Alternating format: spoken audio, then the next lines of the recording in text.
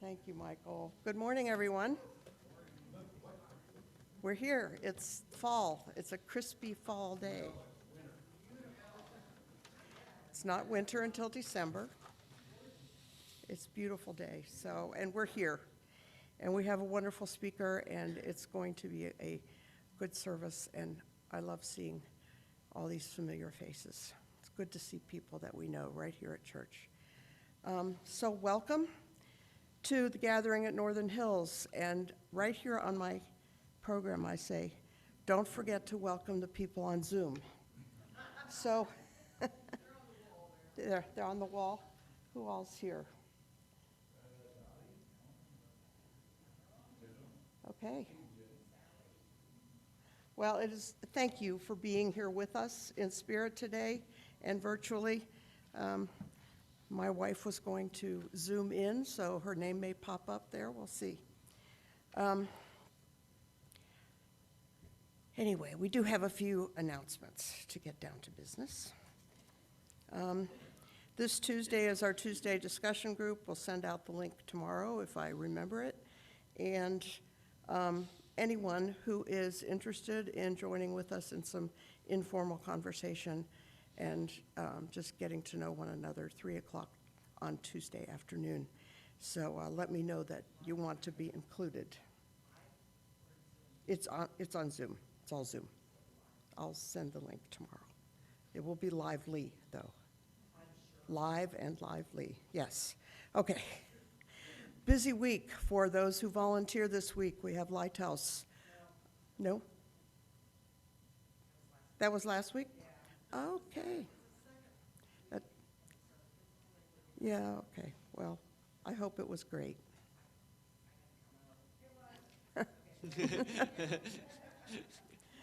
Oh, shame on me. Next Sunday is the first of our gift sale, our holiday gift sale here, and the second one is December 10th. So get your baked goods ready or your other homemade items that you would like to sell to the rest of us. Betsy. Linda's coordinating the baked goods. Okay, maybe I'll get that together. We'll see. Anyway, next Sunday and December 10th, so be ready and bring your wallets. The Valley Interfaith and Lighthouse sharing program, all this information is right here in your announcements. These are all things we need to be aware of. Valley Interfaith has requested items due Sunday, December 3rd, which is creeping up on us very quickly. So let us have a wonderful time together. Our guest speaker today, Tim Krause from First Unitarian Church, is going to light the chalice for us. Have I forgotten anything? Yes, I have forgotten something. Okay. You could do pebbles during the opening hymn. Thank you. I'm sorry? Pebbles during the opening hymn. Stones. That's it. Okay. Did you say pebbles? I did. Thank yeah. you.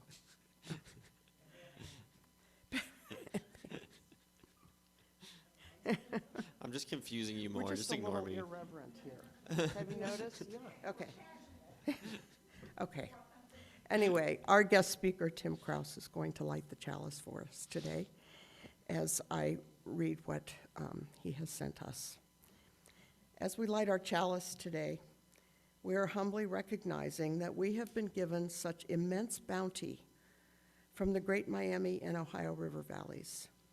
We also recognize that we have a great responsibility to nurture and protect this geography, a geography that is both fragile and resilient. We have much that we need to learn from the people who lived here before us about living with and maintaining the environmental balance that sustains us with so much. So let the light from this chalice remind us of our sacred obligation to honor and respect all that we have received.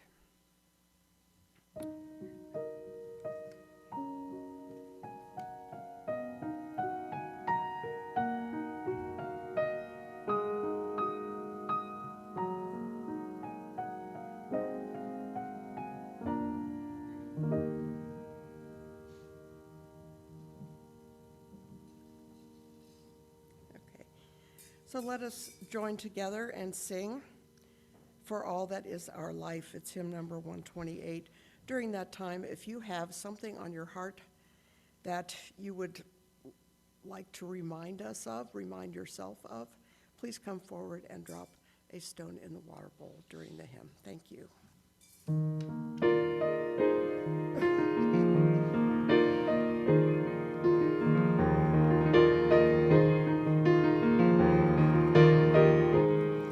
For all that is our life, we sing our thanks and praise. For all life is a gift which we are called to use to build the common good and make our own days glad.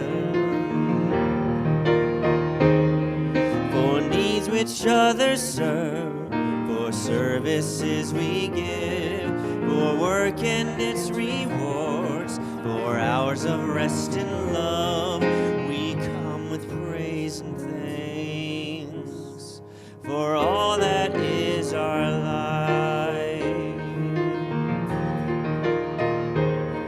For sorrow we must bear, for failures, pain, and loss, for each new thing we learn, for fearful hours that pass, we come with praise and thanks for all that is our life. For all that is our life, we sing our thanks and praise. For all life is a gift which we are called to use to build the common good.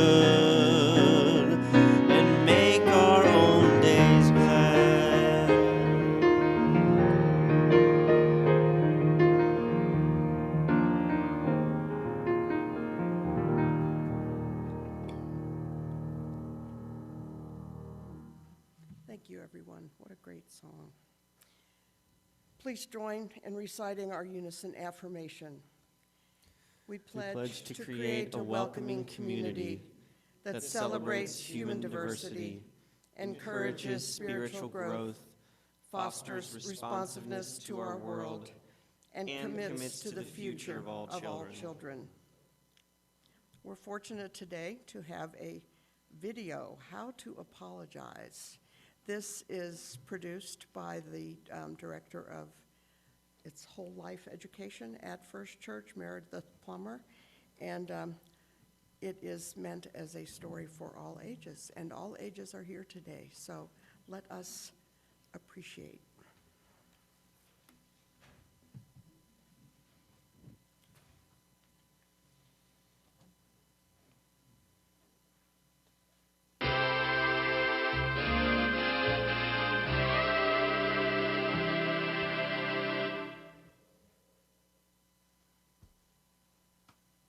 How to Apologize by David LaRochelle, illustrated by Mike Winotka.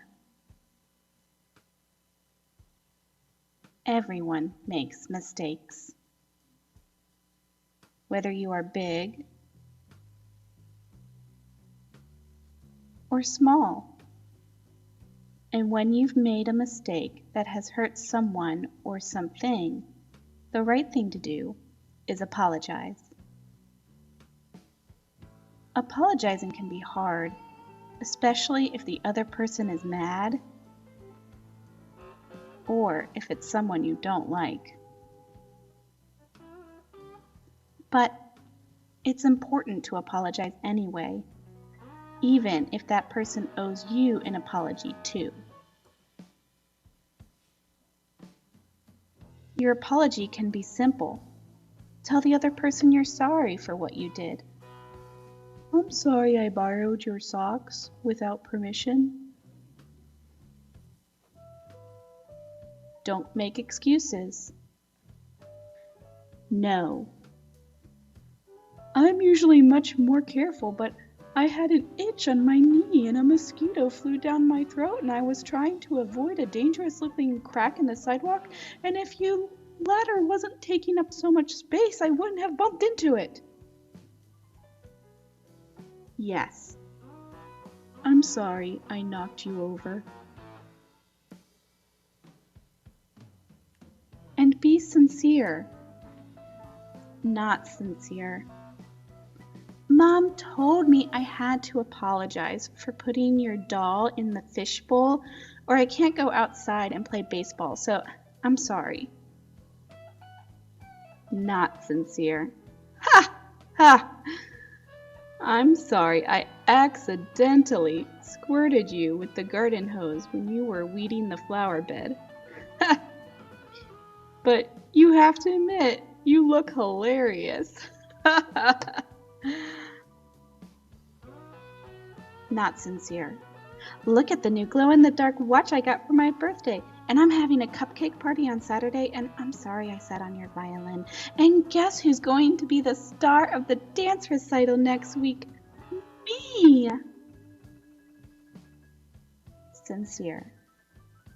I'm sorry I popped your balloon. I really am. You can also apologize with a note. Dear Sloth, I am sorry I stepped on your toes.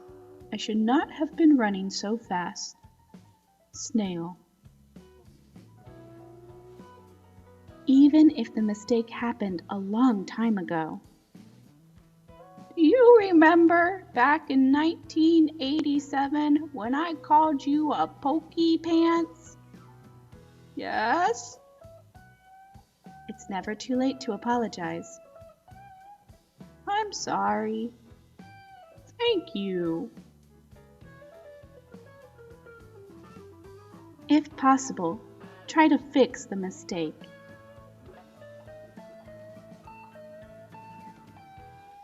But sometimes you can't. In that case, you can still say you're sorry.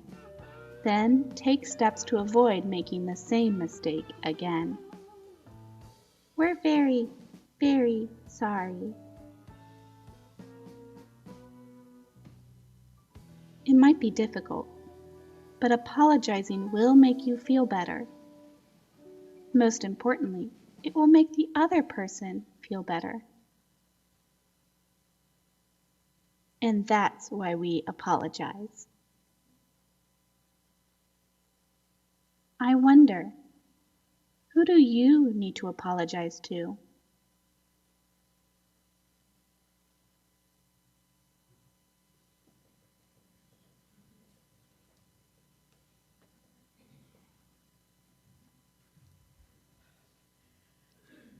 I miss those days. Could you bring your friend every Sunday? I know. We should introduce this visitor. What's your name? Grayson.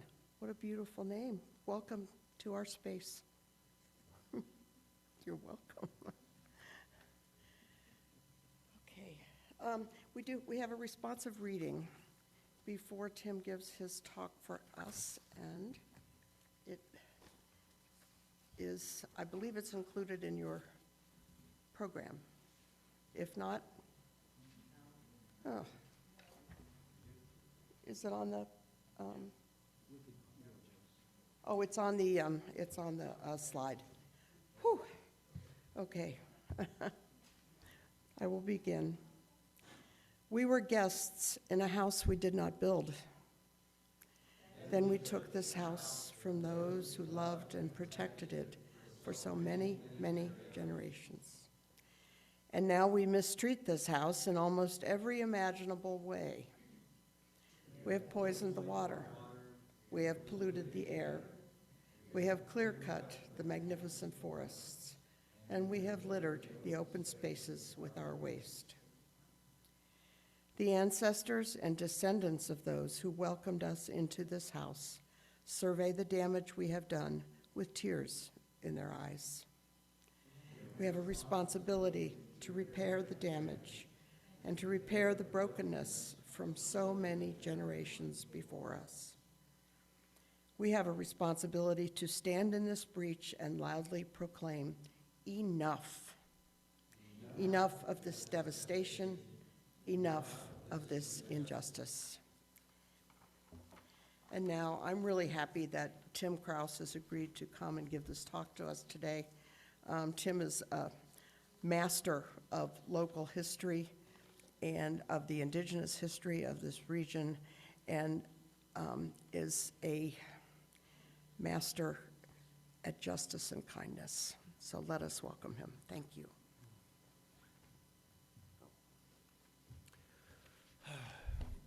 Well, thank you, Sue, for that gracious introduction. And I bring you greetings from First Unitarian Church in Cincinnati.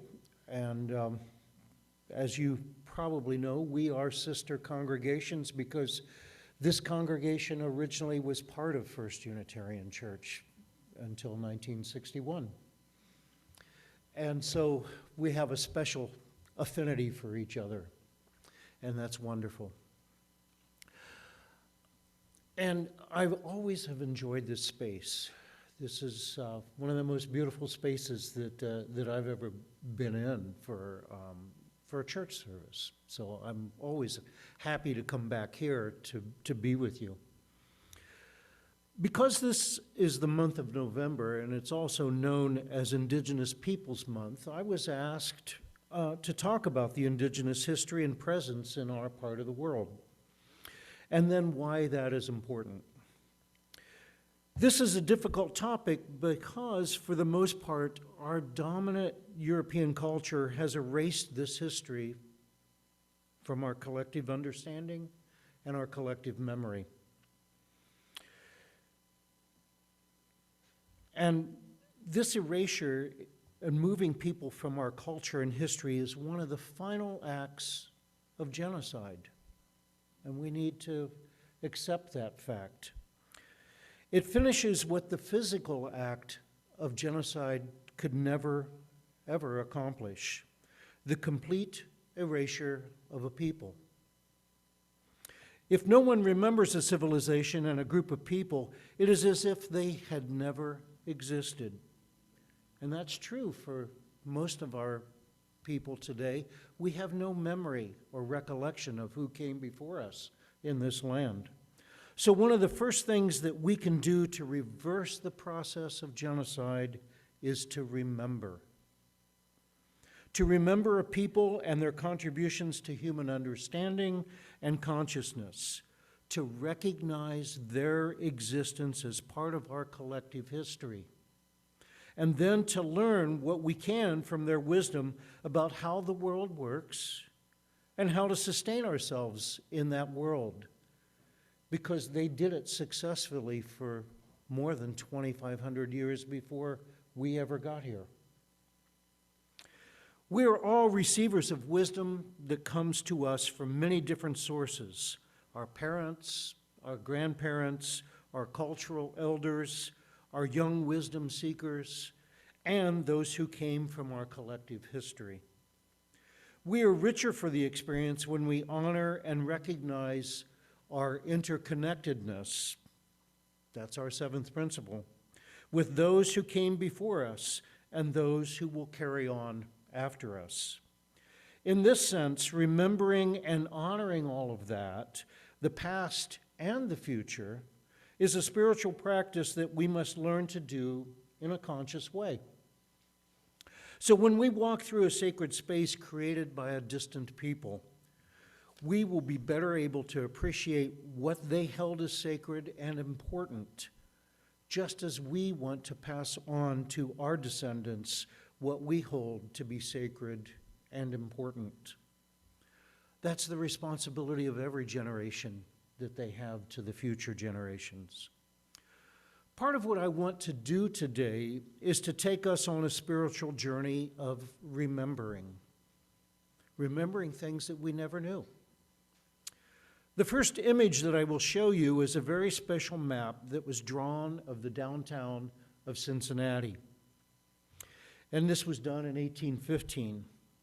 It faintly shows the 1815 street grid of the city with the locations of just the major ancient earthworks that existed on this river basin area for about 2,500 years. The largest work was that of a presumably ceremonial crescent that opens up roughly where Fountain Square is today. And you can see that crescent right in the center of the picture. And I know it's kind of faint, but yeah, we have this picture that helps us with the outlines of these figures. And it extends back about 2 city blocks to the west. We can never know for sure, but it could very well have opened up on the equinox of the rising sun, but it got destroyed before we ever could figure that out. There are many other examples of existing crescents scattered around southern Ohio that do face the exact location of the sun at the spring and fall equinox. There are also sites in southern Ohio that line up with the cycles of the moon. If one looks further east on this map, and maybe we could go back to the previous map there. If we look a little further to the east on this map, it reveals an even larger earthwork on top of what is now called Mount Adams. There are other versions of this map that depict these earthworks in a slightly different configuration, but nonetheless, those were created by the ancients who lived here before us. William Henry Harrison, in an 1837 address to the Historical and Philosophical Society of Ohio, remarked, and I quote him, "When I first saw the upper plain on which this city stands, it was literally covered with low lines of embankments. I had the honor to attend General Wayne 2 years afterwards in an excursion to examine them. We were employed a greater part of a day in August of 1793 in doing so. The number and variety of figures in which these lines were drawn was almost endless, and as I have said, they almost covered the entire basin." So you can imagine what kind of civilization existed in this territory that we call Cincinnati, downtown Cincinnati, prior to our existence here. You know, I'm certain that few people today know that our downtown was once a major ceremonial earthwork built by the indigenous people of Ohio. And so let's go to the second map again. The second map of these mounds placed over a more modern street grid of Cincinnati. The red lines represent the placements that Dr. Daniel Drake laid out on his map of downtown Cincinnati in 1815. Drake is the namesake given to Drake Hospital here in Cincinnati. Drake was also the founder of the first medical college in Cincinnati, which is now the UC College of Medicine. We are indebted to Drake because he insisted that a record of this past civilization be preserved. Had Daniel Drake not insisted on that, this would have completely been erased from our memory. If one travels west of the crescent mound that Drake drew on this map, you will find a conical pyramid that stood about 35 feet tall. It's just basically that red dot that's straight west of the circle that's drawn there. So it was located at the intersection of 5th and Mound Streets in the old city layout, and today it is directly underneath I-75, completely obliterated, before it joins the approach to the Brent Spence Bridge. So if you can go to the next image, and this third image, which is one of the first paintings of the city of Cincinnati, you can see the conical pyramid is readily visible on the far left side of the painting. This was one other example of how we did preserve a little bit of this memory in our collective history. And you can see that mound is quite large. And there's the city as it looked in 1800. And there are mounds that were scattered all over that basin area, and you can barely make them out, I'm sure, from your viewpoint at this point. It's a little faded. The actual picture is a little richer, but we lose that resolution with our projection system. In 1794, General Anthony Wayne lopped off the top 8 feet of the mound so that he could build a sentry post to defend the city from Shawnee incursions into the city. The Shawnee rightfully saw this land as sacred ground that was to be protected, not colonized and settled. The Shawnee were furious that we were desecrating the territory that they considered sacred ground. They didn't occupy this land because they knew that it was ceremonial ground that was only for special purposes. So they purposely left it unoccupied. The fierceness of their resistance to the settlers coming into the Ohio Valley is testament to their resolve to protect their own culture and these ancient earthworks. Even to this day, the Shawnee consider themselves the guardians of all of the ancient earthworks of southern Ohio. And they work with the Ohio History Connection to preserve and to protect them, even today. I had the privilege at one time meeting the chief of the Eastern Band of the Shawnee, Glenna Wallace. She was the very first, or is the very first female chief of the tribe. And she comes to Ohio regularly and works closely with the Ohio History Connection to make sure that the ancient earthworks are preserved and protected. When the conical pyramid was destroyed, this tablet, which is on the next slide, emerged from the destruction.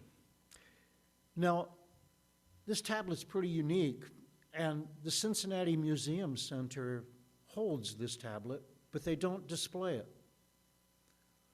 And one can only surmise that it's not displayed because they fear that someone might say that it was stolen property and it should be returned to its rightful owners. It is the size of a modern cell phone and is known as the Cincinnati tablet. It is comparable to 2 other tablets found in Wilmington and Meigs County, which are on the next slide. They are dated to the Adena culture, which existed from 1500 BCE to roughly 400 CE, which is the Common Era. There is little understanding as to the purpose of the tablets other than for currency or ceremonial purposes. Now, you can imagine how difficult it would be to figure out what all of this means, because we've lost so much of the information that could have helped us interpret what these tablets represented. So this is what we're left with in our collective memory. The next slides I want to show you represent some of the other earthworks that are found in southern Ohio. That river in the background is the Scioto River, and this is the earthworks, the Hopewell earthworks just outside of Chillicothe, Ohio. And the next slide shows you another ceremonial crescent, and that ceremonial crescent is opening up to the rising sun of the equinox. And they have stone placements that are very much like the Stonehenge stone placements in England. Again, because we have so little information left, we are left to speculate as to what all of this means. But we're fortunate that we at least have this so that we can preserve and remember.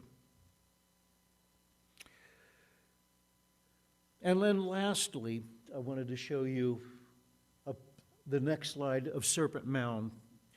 And Serpent Mound is probably one of the more famous of the earthworks, and maybe many of us have been to Serpent Mound to visit it in Adams County because it is so close to Cincinnati. But once again, we're left only to speculation as to what these meant and what the purpose of this serpent was. And it's been a battle to try to preserve this mound. There was a fundamentalist religious organization in Columbus that came down to try to destroy this. They wanted to perform an exorcism because they saw this as a serpent of the devil. And they wanted to perform an exorcism, and they wanted to unearth this and destroy it because it was a representative of Satan. And it took indigenous people, the Shawnee people in particular, to come and protect the site from those people because they felt they had an absolute right to destroy it.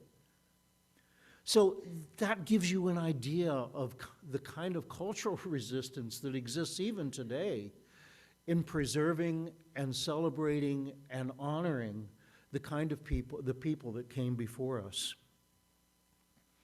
Now, when the European colonizing settlers stumbled across these ancient earthworks that were scattered all over North America, they quickly latched on to some mythical explanation for these civilizations, comparing them to the Egyptian, the Greek, and the Roman civilizations. And they did this for a particular reason. They reasoned that these civilizations were most likely destroyed by the savagery of the current occupants of North America. Because part of the narrative that they wanted to project was that the current indigenous occupants of North America were a subhuman species that were savage, and that they could never have accomplished these kinds of earthworks or these kinds of scientific discoveries. And so by maintaining a status of them being subhuman, it was easier to justify their removal. And it was easier to justify their extermination. So to do otherwise would have created a lot of cognitive dissonance for the European settlers. And they needed these indigenous people to remain intellectually and culturally inferior in their own minds so that they could justify this removal and extermination. It's important to recognize that what happened in North America was a new kind of colonial empire for the British, and for the British in particular at this point. The first model of European colonial empire was purely extractive. That is when an outside power takes military, economic, and political control of another people's land for the sole purpose of extracting wealth in the form of raw materials and natural resources from that land. That would also include human trafficking into slavery as a resource theft, because the human resource theft is really what underdeveloped large sections of Africa because of the population loss they suffered as a result of enslavement. The clearest examples of this were the British in India, the Middle East and Africa, the Portuguese in Africa and India, France in Africa, Indochina and North America, and Belgium in the Congo, and Spain in Latin America. None of these countries ever had an intention of living in these regions or settling their citizens in these regions. Their only goal was to take as much wealth as they possibly could. That's what empire was about back then. In contrast to extractive colonialism is the model of settler colonialism, whereby an occupying power seeks to remove the existing populations of people and claim that land for themselves. Now, there still is an element of extraction because along with settler colonialism comes an extraction of wealth from that land back to the home country.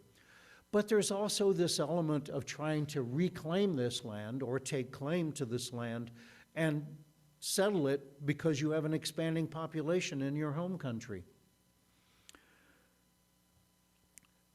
The contradiction in that is that ultimately the settler colonial situation results often in a settler-led independence movement, which is what we experienced in the United States. The clearest examples of settler colonialism are the United States, Canada, Australia, South Africa, Northern Ireland, and Israel. Now, we can talk further about that in the talkback session, but those are the prime examples in the world of what settler colonialism is all about. Now, colonialism or empire has its own built-in contradictions, however. One of the most flagrant contradictions or tensions is one of morality. How does one justify the theft of wealth and or land from another people? It was a moral conundrum that confronted Spain immediately after Columbus landed in the Caribbean and started bringing back some of the wealth from the Caribbean to Spain. What moral justification is there for this nation to just lay claim to and steal from another land or people?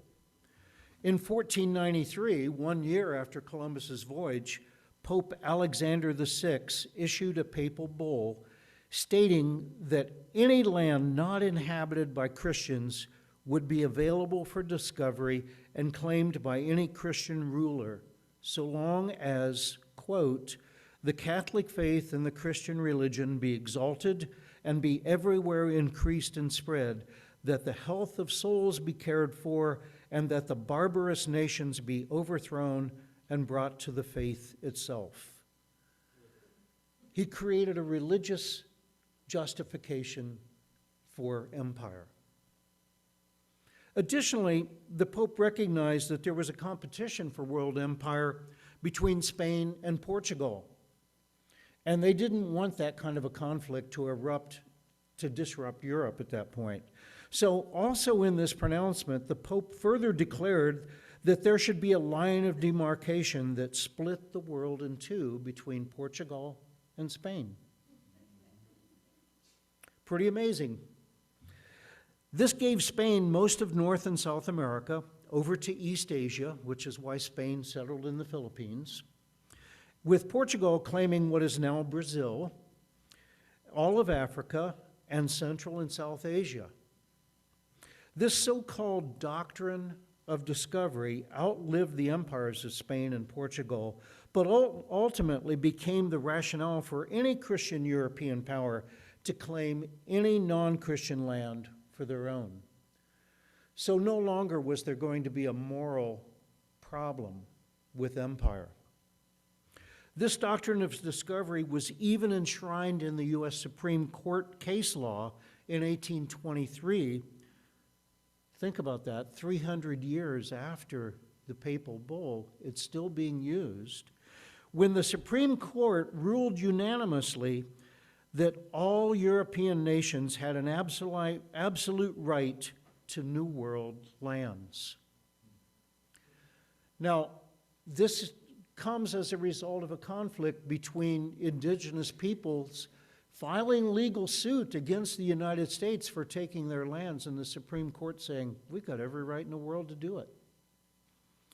The implication was that American Indians could possess a right to occupy land in the United States, but that right could be revoked at the discretion of the United States government. This opened the floodgates for the western expansion of the United States, and it became celebrated as our manifest destiny. I don't know if you remember your history textbooks, but there's always a chapter on manifest destiny, that it was our destiny to claim the land from sea to shining sea. In 2005, the U.S. Supreme Court reaffirmed and cited the doctrine of discovery by stating that the United States had the right to revoke sovereignty of any land to any Indian tribe. 2005, this is 500 years after the Pope declared this doctrine of discovery, and we're still using it to determine legal cases. It boggles the mind for us to realize that the papal proclamation is 500 years old. Just recently, Pope Francis renounced the doctrine of discovery. It took this long to do it. And the Catholic Church is now engaged in an education program to reinterpret what that papal pronouncement of 1493 really meant. They're trying to put lipstick on a pig in many ways. But in American jurisprudence, it is still considered a binding legal precedent, even though many religious and cultural institutions within the United States have spoken out against this doctrine. It is still part of our legal precedent. In 2012, the Unitarian Universalist General Assembly in Phoenix renounced the doctrine of discovery as a tool of oppression and injustice. 500 years is a long time to live with something so fundamentally flawed. Why did it take us even that long to do that? When put into the context of imperial expansion, we can understand how easy it was to dehumanize the indigenous residents of North and South America so that European settlers could establish their own nationhood on top of existing nations and civilizations. One of the clearest examples of how the process of erasing one history and replacing it with another is found in the Black Hills of the Dakotas. The next slide is one of the 6 grandfathers. This is a sacred mountain to the Lakota Sioux.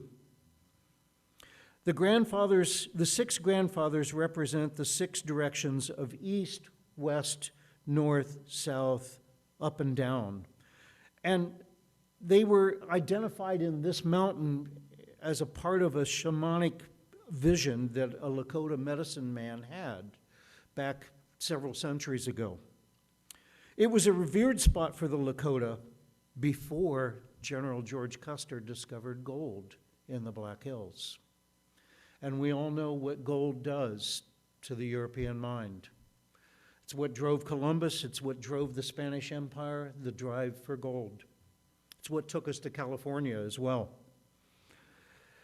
So, because gold was found, that changed everything, and the Lakota illegally lost control of the Black Hills because of the doctrine of discovery. The United States just took it in an abrogation of a treaty that they had signed 9 years earlier, giving that land to the Lakota because it was their sacred space.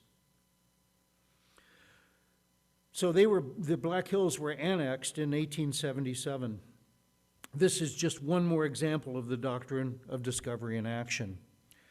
Today, the mountain of the 6 grandfathers has been transformed by this next image.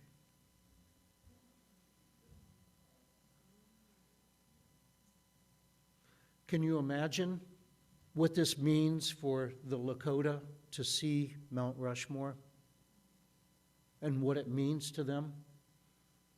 For the Lakota, it represents an insult and an extreme desecration of sacred ground. And for the United States, it is a cultural landmark of the greatness of our nation. It's a pretty profound example of how history and how memory can be erased.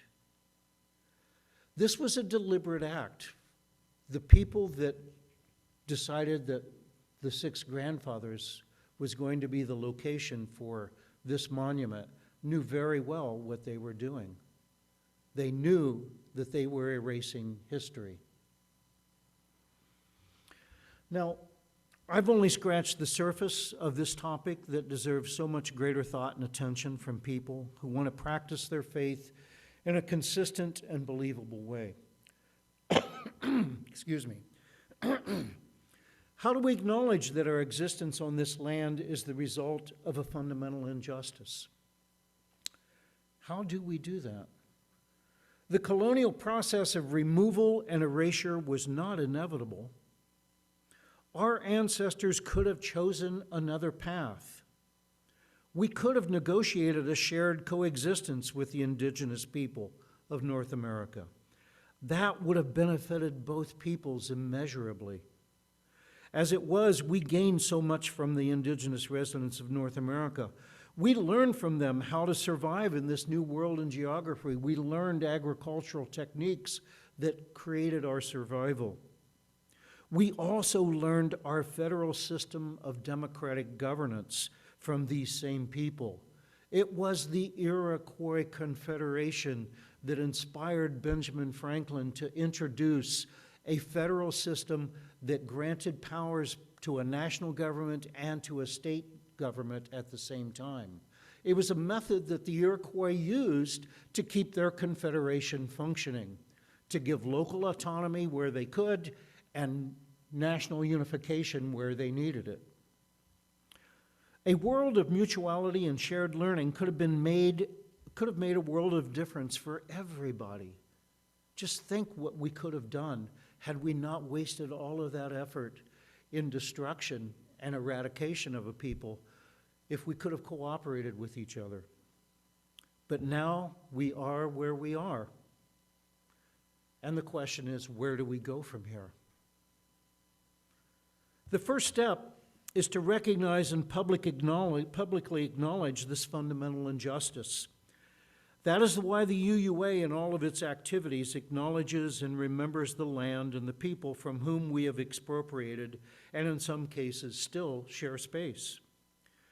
This is not a memorized recitation that quickly loses its meaning. It is a heartfelt statement of commitment that is backed by action to heal the brokenness and to repair the damage in whatever ways that are possible. It is a spiritual practice that recognizes that we are connected to the people who came before us and that they are the original claimants and stewards of this land. It recognizes that we collectively have a complicated history that is rooted in unfairness and gross injustice. It helps us to understand the sacred connection between indigenous people and their traditional lands.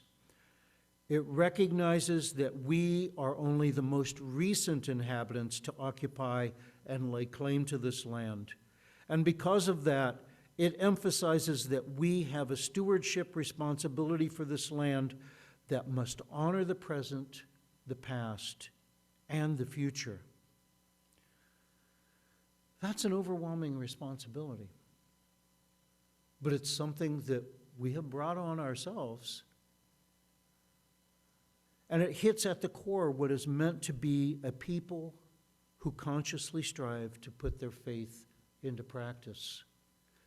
We have a responsibility to honor those who came before us and learn from them and carry on what is good from those civilizations. I want to close with one provocative image, and we can show that now. In 1980, Mother Jones magazine printed a speech that Russell Means, one of the founders of the American Indian movement, delivered to the world. Mother Jones titled that speech, "For the World to Live, Europe Must Die." Russell Means said these words precisely for their jarring impact. But in the prophetic tradition he was emulating, he hit upon a core truth that we all need to ponder. We need to grapple with our own sense of what paths we must take to promote healing from the damage of oppression, to promote justice as we move forward, and to promote repair for that which has been broken. Means said in this speech, and I quote him here, "The European materialist tradition of despiritualizing the universe is very similar to the mental process which goes into dehumanizing another person." Let me read that again. The European materialist tradition of despiritualizing the universe is very similar to the mental process which goes into dehumanizing another person. In other words, he's not talking about a literal death to Europe. He's talking about a death of a way of thinking and a way of conducting ourselves in the world. We cannot objectify people. We cannot objectify the universe. We must spiritualize people, and we must spiritualize the universe. And that is the only way that we can survive as a species. Otherwise, we will destroy what gives us life. And if there's anything that is significant from our inherited past, it is that idea that we have a responsibility to preserve the species. And that is probably one of the most important legacies that we can leave behind. So, we have work to do. Amen.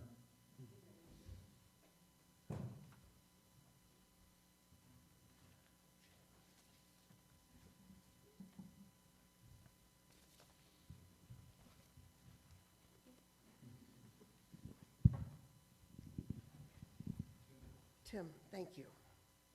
What an important conversation he has begun for us, if we haven't begun it ourselves. So if you have a comment or thought that you would like to bring forward related to Tim's message, Tim's got the microphone, and Ruth is going to start. I got it from you. I know a little bit about the Lakota. My brother-in-law has close friends who are Lakota Sioux, and he actually participates in Sundance every year. So I've heard about the poverty on the reservation, and it's not just the Lakota. There's so many other tribes that are living in abject poverty, and it seems we don't hear about anything trying to be done. It seems like restitution is in order, and there should be something government level that is at least trying to make life a little easier for them. I know we aren't going to give back their land, but it just seems like so much should be done and nothing is. Restitution can take a lot of forms. I had an experience in May of this year where I was honored to go to the Hoopa Indian Reservation in Northern California for what was called a tribal digital boot camp. And actually, it was a broadband boot camp. So one of the things that happens in Indian reservations across our country is that the huge telecom companies refuse to build infrastructure on Indian reservation land. So Verizon, AT&T, T-Mobile, all of the big telecoms, they won't help the Indian reservations put in an infrastructure so that they can be connected to the internet. So what the tribal groups have done is they've gotten together and they're teaching themselves how to build a broadband network in each of their reservations. And I was fortunate enough to be invited there to document the process of them teaching themselves how to do that. Now, the money that came to do that came from the infrastructure bill that was just recently passed. That is a form of restitution. That's a form of reparation and repairing a brokenness. It's unfortunate that we can't get the telecom companies to own up to their responsibility and help with this. But the Indian nations have banded together to start doing this. One of the things that they took us to before we were ever able to turn on a camera was that they gave us a cultural tour of their reservation. And they took us to a sweat lodge. And that sweat lodge was 10,000 years old. They had had it carbon dated to 10,000 years. And it was an amazing thing to think about a people living on the same spot of land for 10,000 years. And what they were trying to do to preserve and protect that land. And it was awe-inspiring. Yes? Yeah, Tim, thank you so much for this. I think, you started out with saying the first step we can take is to remember. And as many of the people here know, I worked for a number of years with the Ojibwe people in northern Canada. And one of my takeaways from that experience was that Indigenous people, especially the Ojibwe, had little hope that anything could be done about the European mindset that the white man brings to society. And I remember an example of that. I sat on the Royal Commission of the North that was looking at the future of the North, and they had their token Indigenous representative there, and there was a nationally televised presentation of the report and discussion. And we were sitting there, and the Ojibwe representative was just silent. And finally, the moderator asked him, well, what is the Native perspective? And, he was anticipating, well, that, Indigenous people and the white settlers have to really understand what the North is about and work together and all this. He didn't do that. The Ojibwe chief just sighed, and he looked in the camera, and he said, 20 years ago, the white man came to the north in large numbers. 5 years ago, the white man started to leave the north in small numbers. The native perspective is to wait. And that was just typifying just how little hope they had for our ability to change our mindset. And I think often we ask ourselves, well, what can we do? You know, we can remember, but well, there is something very specific we can do now in the next couple of weeks. A month and a half ago in September, the U.S. House of Representatives passed the reauthorization of the Native American Child Protection Act. And it was in a huge bipartisan vote. It was like, I think, 318 to 32. And Senator Collins from Maine and the senator from New Mexico have introduced it to the Senate. I have real fears that with everything that's going on, from the government shutdown and everything else, that's going to be lost. So I would really urge all of you that have really listened to and heard Tim, you know, is there something we can do? Contact your senator, our 2 Ohio senators or Kentucky senators, and tell them how important you see the Native American Child Protection Act. It would provide $60 million a year for 5 years to help provide family supports in communities that we devastated by, well, the history that you shared with us. So thanks again for today. Oh, and that is true. The theft of children is one of the definitions of genocide in the United Nations definition of genocide.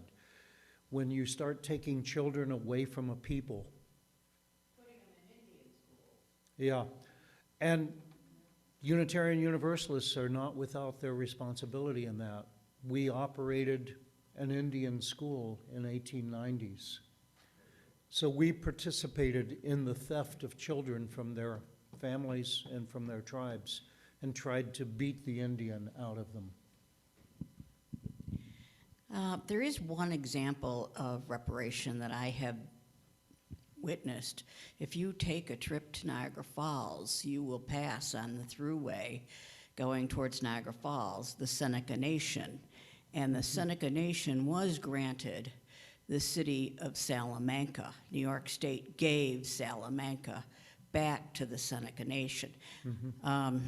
One of the sad things about it is Salamanca has always been a rather depressed area, and it is still a very depressed area. But at least the Seneca people got back what they wanted, and it's been well over 30, maybe 35 years since that happened. Yeah. There are examples like Eastern Oklahoma now has been declared that it is primarily indigenous and that they have the legal right to control that land. We lived in Tulsa. We had the opportunity, well, we lived in Tulsa for 3 years, you know, with the, we learned quite a little bit when we were there. We got to, I mean, it was the 5 civilized tribes. And my dad's grandmother was a Native American, don't know what tribe. So there was always this little piece of me that was really interested in that. And so, you know, living in Oklahoma really gave us an opportunity to see Native culture. That's when I really became more interested in the Trail of Tears and all that. So that was, and then we also went out to, was it New Mexico, where the cave dweller, The Anasazi.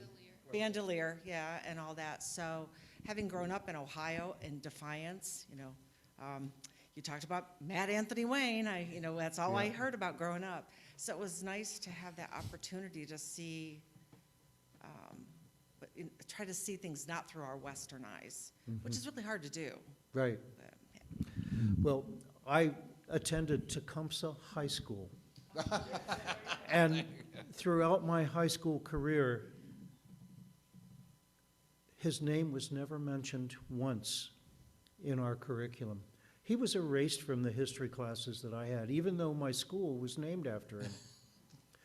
And it was, right. And so that was why I generated my own interest in learning everything I could about Tecumseh, because my school refused to teach me anything. Well, remember they moved the Cherokee, wasn't it, from North Carolina out to Oklahoma and gave them what they thought was worthless land. And then, wow, God, there's oil here.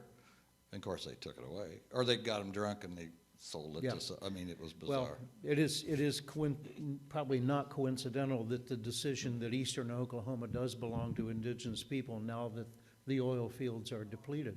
Well, of course, now we'll give it back to them. Yeah, We got to complete the cycle. yeah.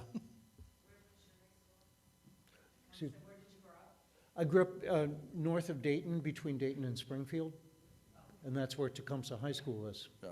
And I grew up less than 4 miles from where Tecumseh was born. Okay, yeah.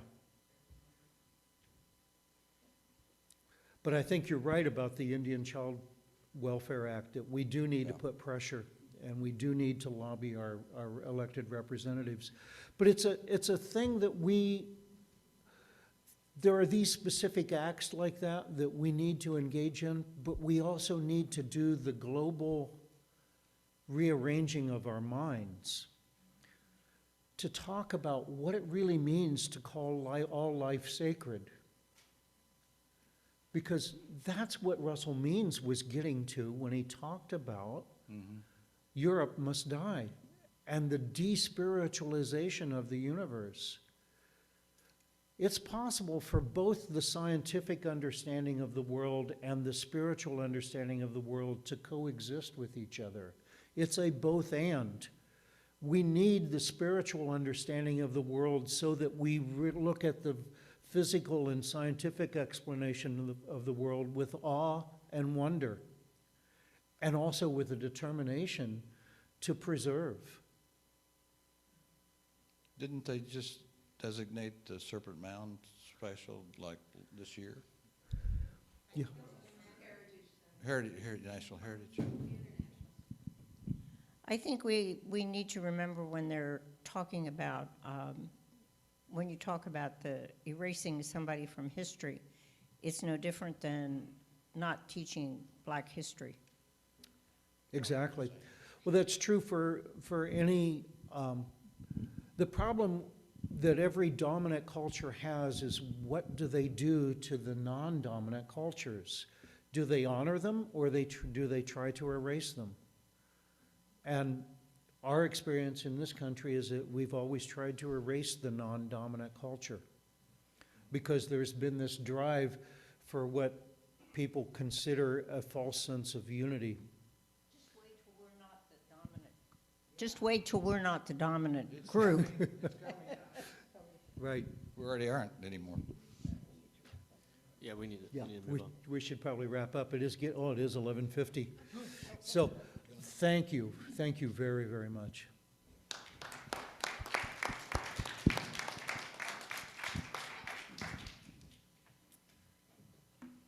Aren't we lucky? Tim lives right down the street. So let us continue. It is time to ask you to contribute to the life of this congregation. If you are a visitor, Mr. Grayson, you don't need to leave anything for us. We are happy that you are here. And for that, Michael is going to sing "A Change Is Going to Come" by Sam Cooke.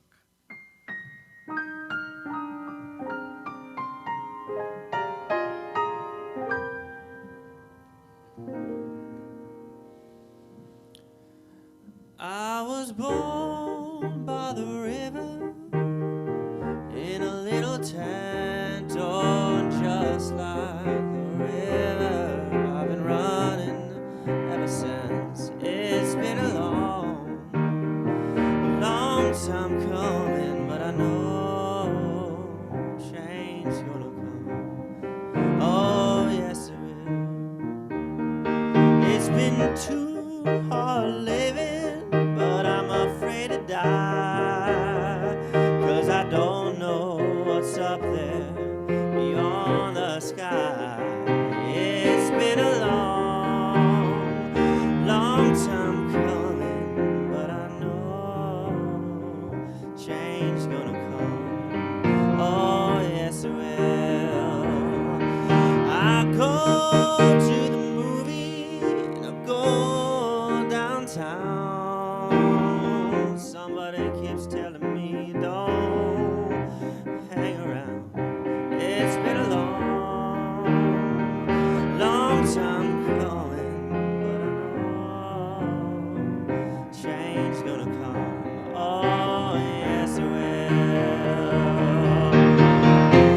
I go to my brother and I say, brother, help me please.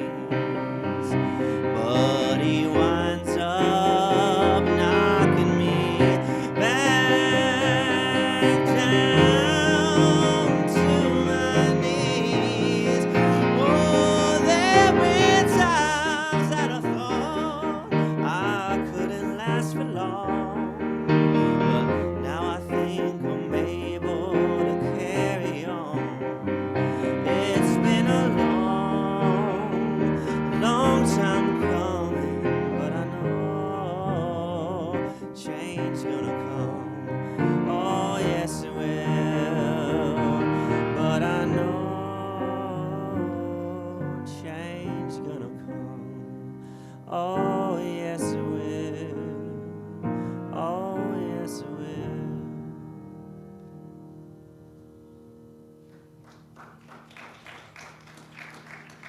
Thank you, Michael. Thank you, Tim, for promoting change.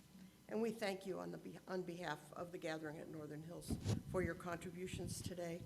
They help us keep going. Maybe we will change. Okay, now is an opportunity to share joys and sorrows. As we say, joys are heightened and burdens are lightened when shared with friends. If you have a joy or sorrow to share, please raise your hand. Tim will bring you the mic. I'm going to change my name to Mike. I was just thinking that. Hello, everyone. I'm going to couch this a little bit because of who I have with me. A very good friend, mother of 6 children, single mother of 6. The oldest is 20, so he's not in the picture. But because of an abusive situation, she had filed for a protection order, but he beat her to it. And so she has been unhomed with her 5 young children and dog until court date. She had like 2 hours to move her children out of the house. So they're with me, a lot of it. So we have 4 dogs and 5 children, and one of whom is an infant. She has nothing. It's really pretty horrible. I don't know but the court date's in a week, but until then she can't go back to the house, can't get any of their stuff. And she was barely keeping her head above water anyway. So if you could just keep her, keep us. Erica, God love her, she's all these kids running around, she goes locks herself in a room. So it's been a really traumatic experience. We're trying to do our best to keep the kids happy, but 3 of them are teenagers, so they're just really struggling. Butler. I've connected them with Women Helping Women. Yeah. I called Clarissa, and she sent me off to. Yeah, she's a good one. As long as I'm walking, I'll just talk, save time. Issue 1 passed. Yay! Gives the Republicans something to do now. They can violate the Constitution. I can't beat that joy, Tim. Just a joy that's a day late. Just a call to remember all of the veterans, particularly, I think, in our congregation, Paul Miles. I think Paul's already in the Quimby room, so if you see Paul, thank him for his service, and it's an important day to remember. Thank you. And I thought Biden gave an outstanding speech yesterday for being all as bad as everybody thinks he is. It was powerful. It was a good one. Betsy.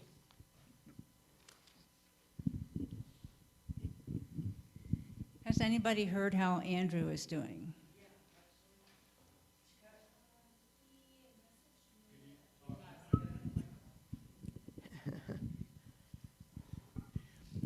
He messaged me a few days ago.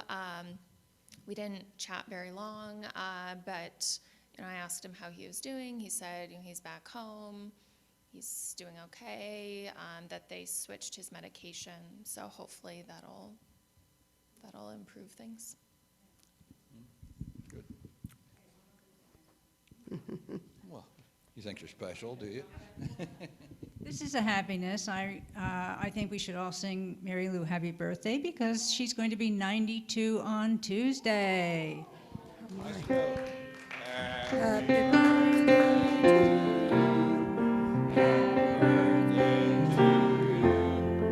Happy Birthday, dear Ann.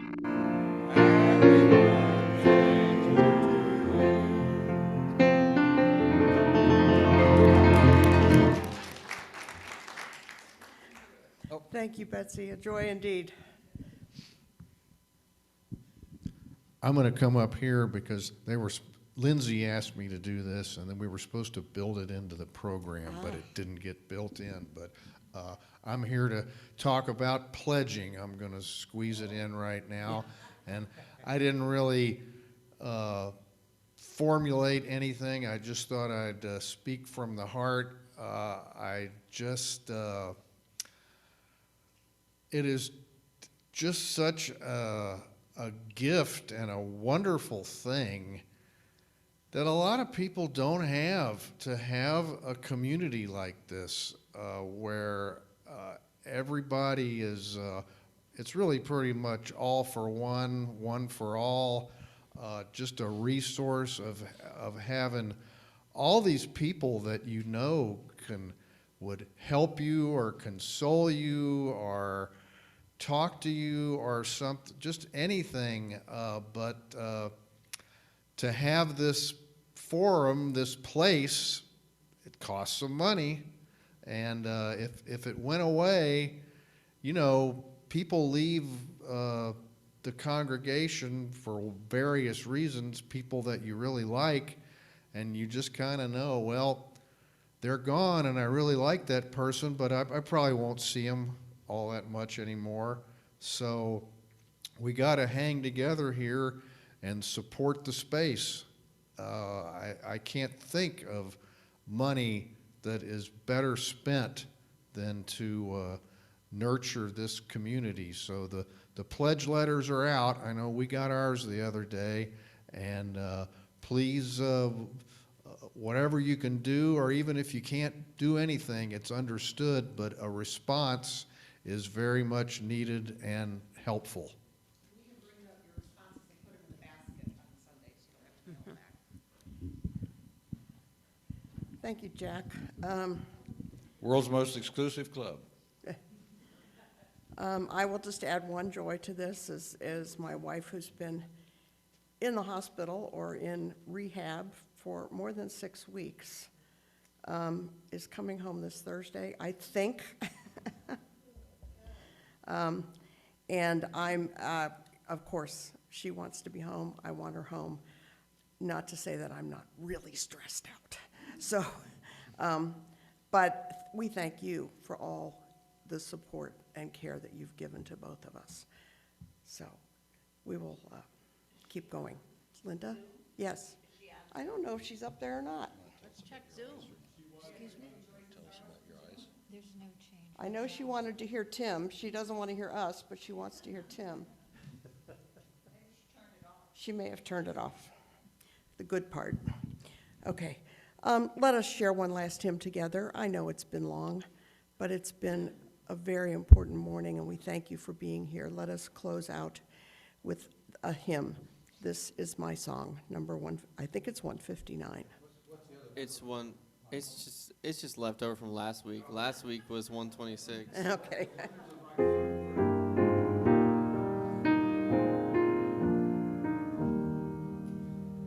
This is my song, O God of all the nations, a song of peace for lands afar and wide. This is my home, the country where my heart is. Here are my hopes, my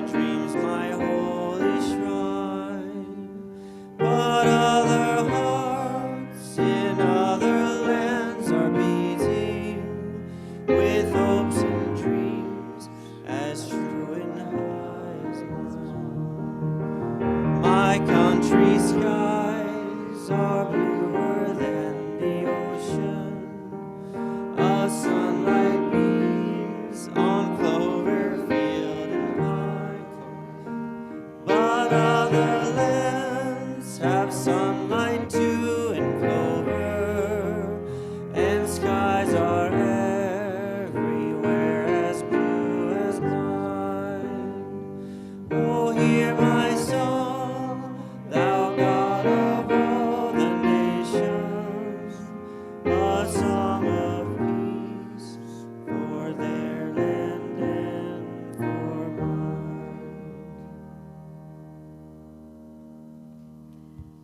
Thank you, everyone. Go in peace. Remember the work we have to do. Join us in the Quimby Room for a light refreshment. Tim said he would hang around if you'd like to discuss any of the topics. Thank you.